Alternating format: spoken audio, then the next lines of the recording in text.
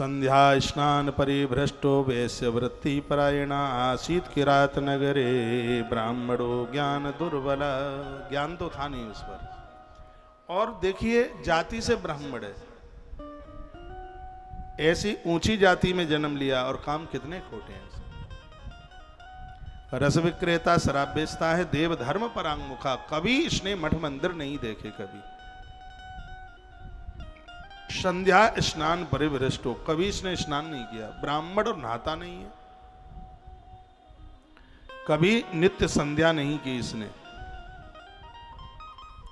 वैश्य वृत्ति परायण, व्यापार की जीविका से अपना काम चलाता है। देवराज इति ख्यातो, और नाम कितना क्या बढ़िया है, देवराज। एक दिन एक सरोवर के किनारे गया, कोई स्त्री शोभावती नहा रही थी, छिपक छिपक करके उसको देख रहा था। वैश्याम शोभावतीम नाम दृष्टा तत्रात बिब्बलः, उसके सुंदर चमड़े को देख करके और उसके ऊपर वो तो द्रवीभूत हो गया। स्ववसम धनिनम, जितना पैसा था सब उसकी झोली में डाल दिया। और ऐसी नारी तो बड़ी खतरनाक है जो पैसा की वजह से प्रेम करती है। मैंने बहुत बार निवेदन किया है, बाजारू स्त्रियों से बचिए, तुम्हारा कल्याण उद्धार परिवार को तो 7 भावर वाली ही चला पाएगी।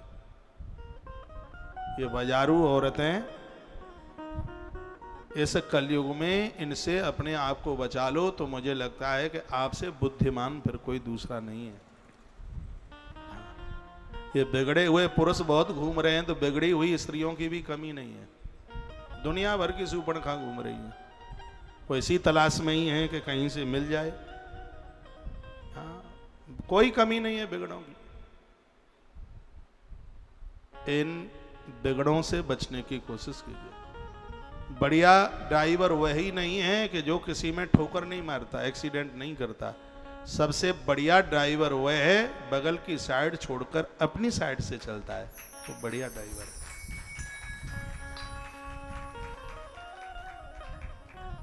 मैं गाड़ी चलाता नहीं हूं, लेकिन गाड़ी चलाने का अनुभव रखता हूं। साइड में गाड़ी चलाए। कल हमने जोशी जी की गाड़ी चलाई है, रात को ये गाड़ी लेके आए, तो गाड़ी तो साइड में ही चले तो ही ठीक है। बहुत बच्चे बैठे हैं यहाँ, और कभी कभी तो मेरी बात पर तुम मुस्कुराए भी हो। मैंने यहाँ से तुम्हें हंसते देखा है। मेरी बात बिल्कुल हंसी में ना निकाल देना, मेरी बात बजनीक होती है, गंभीर होती है। मेरे पास लंजू पंजू वाली बात नहीं है। मेरे हर शब्द का एक मायना है, मेरे हर शब्द की एक गरिमा है। मेरा शब्द श्रृंगारित है, मेरा शब्द ईश्वर की सत्ता में सना हुआ है। मुझसे कोई हंसी और मजाक वाली बात नहीं आती है। टाइम बहुत कीमती है। हमें कुछ बनाने के लिए शब्द ही आगे चल करके आता है। मेरे प्यारे बच्चों, मेरे हृदय के कलेजे की तरह आप सभी बच्चों, तुम्हें इस देश के लिए, परिवार के लिए, अपने घर के लिए, आने वाले समय पर अपने बच्चों के लिए तुम्हें बहुत कुछ करना है। लेकिन आज की बात को याद रखिएगा। उत्कर्ष सोनी का हुआ है, राम घर घर में पूजे जाते हैं। क्यों पूजे जाते हैं? कि इस धरती की सूपणखा का कोई प्रभाव राम जी के ऊपर नहीं पड़ा, इसलिए। माता जानकी का नाम पुण्य श्लोकों में आता है। पुण्य श्लोको नलो राजा, पुण्य श्लोको जनार्दन, पुण्य श्लोको च वैदेही, पुण्य श्लोको युधिष्ठिर। पुण्य श्लोकों में माँ जानकी का नाम आता है, क्योंकि रावण जैसे कुकर्मियों का कोई भी असर मेरी माँ जानकी के ऊपर नहीं पड़ा। इसलिए जिसके पास चरित्र नहीं है उसके पास कुछ भी नहीं। ऐसा जीवन जिए कि फूल में खुशबू कब आवे, कम आवे, और हमारे चरित्र में सुगंधी ज्यादा आवे। ऐसा जीवन जिए।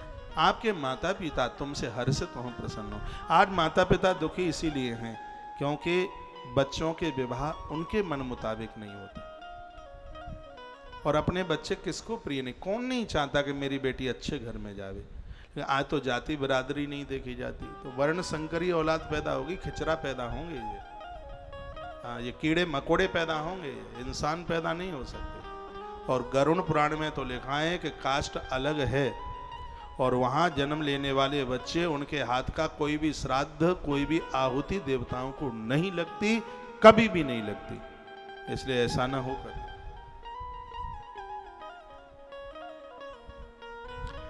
संध्या स्नान परिभ्रष्टो, कभी नहाता नहीं है, कभी पूजा पाठ नहीं करता। वार्तालापेन तच्चित्तम प्रीत्या मत्सस्तजायतः, पहले तो छिपके छिपके उसको देखता रहा और फिर उसके पास आ गया और उससे आकर के बात करने लगा। श्री देखो यहाँ एक बड़ी सुंदर बात कही है, पुरुष की ये ताकत नहीं है कि स्त्री को वो कुछ बोल दे, जब तक स्त्री का अपने आप में मन नहीं होगा तब तक। हिम्मत नहीं थी इस देवराज की, इसने इशारा करके बुलाया, कहा मेरे पास आइए। उसको परिचय पूछने लगी। एवं काम बसो, ये काम के बसीभूत हो गई।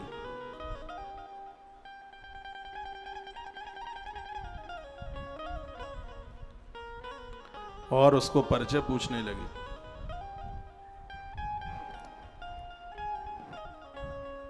वह सब बताने लगा और बताने ही नहीं लगा कि उसने अपना संपूर्ण धन इसको दे दिया। कितनी मेहनत से पैसा कमाया जाता, मुझे बड़ा अचंभा लगता है। जीवन का कितना कठिन काम है पैसा कमाना, और लोग ऐसे उसको उड़ा देते हैं, बर्बाद कर देते हैं और उनको कोई कष्ट नहीं होता। कैसे कैसे 30 दिन हाल नहीं निकल जाते, 30 दिन बहुत दिनों में निकलते हैं, तब पगार मिलती है, तनख्वाह मिलती है। और कुकर्मी लोग उसको कैसे बर्बाद कर देते हैं, शायद लक्ष्मी माता भी रोती होगी। घर में छोटे छोटे बच्चे भूख से त्रसित हैं, राशन की व्यवस्था नहीं है और वो उसे गधा का मूत्र पी लेता है जाके। गधा का मूत्र ही और क्या है शराब, वो क्या है वो। घर में बच्चे परेशान हैं, इंतजार हो रहा है, पत्नी प्रतीक्षा कर रही है और वह लंपट। ये जीवन है कोई, जिंदगी है ये कोई? कितनी मेहनत से पैसा कमाया जाता है और ये बर्बाद करने वाले लोगों को कोई दिक्कत नहीं होती बर्बादी करने के लिए। उस अपनी पत्नी को पूछिए, बेचारा 1 लीटर सरसों के तेल में कितने कितने महीनों तक अपने चूल्हे को सुलगाने का काम, रसोई में काम करती है। दाल ज्यादा ना डल जाए ऐसे चुटकी से उठाएगी, है ज्यादा ना डल जाए, कैसे कैसे घर चलाती हैं। और इन मर्दों को कोई कष्ट नहीं होता, परेशानी नहीं होती इन्हें। ऐसा मत कीजिए, पैसे की गरिमा समझिए, ये लक्ष्मी का ही रूप है, यह मां भगवती का अपराध है, अपमान है। आप अच्छे लोग हो तो इसको आप नशा के ऊपर खर्च ना करें। कमाई है 300 रुपए की और गुटखा खा लेते हैं 600 रुपए का। अब ये 300 रुपया कहाँ से आएंगे? चोरी करेंगे, डकैती डालेंगे और ये क्या करेंगे और उल्टा पुल्टा करेंगे, लोगों को पगला बनाएंगे, गुमराएंगे और क्या करेंगे। इनकम है 300 रुपया रोज की और भांग धतूरा खाते हैं 1900 रुपए रोज का। इनको चिलम चोट्टा नहीं कहोगे तो क्या कहोगे? चिलम चोट्टा उसे कहते हैं जो नशा के लिए चाहे कुछ भी करने को तैयार है। और ये नशा इतना पनप रहा है, इतनी गलत आदतें डाल रखी हैं, हे बाप रे बाप। इन्हें ये नहीं पता है कि तुम्हारी बेटी विवाह के लायक हो रही है, अच्छे घर में उसको देना है, तुम्हें अपने बच्चों को पढ़ाना है, और ये ही तुम्हारी उम्र है, तो इसको तुम खो ही देते हो। बाद में तो खांसी तैयार है, खुल खुल करोगे। ऐसा जीवन कुकर मुत्ते की तरह, ऐसा जीवन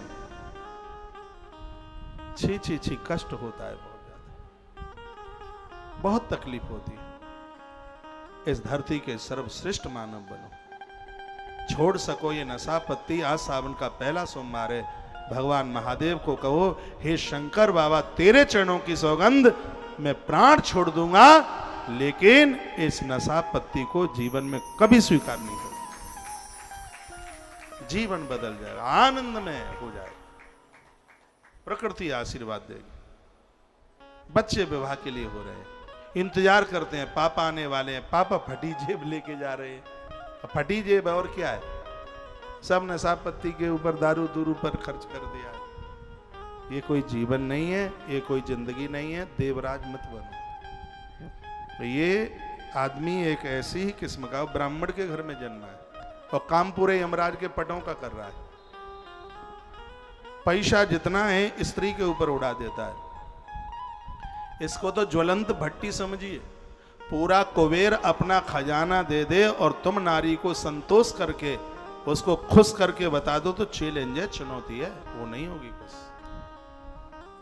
जीवन का सबसे बड़ा दुर्गुण ही है, इससे बड़ा तो दुर्गुण नहीं है।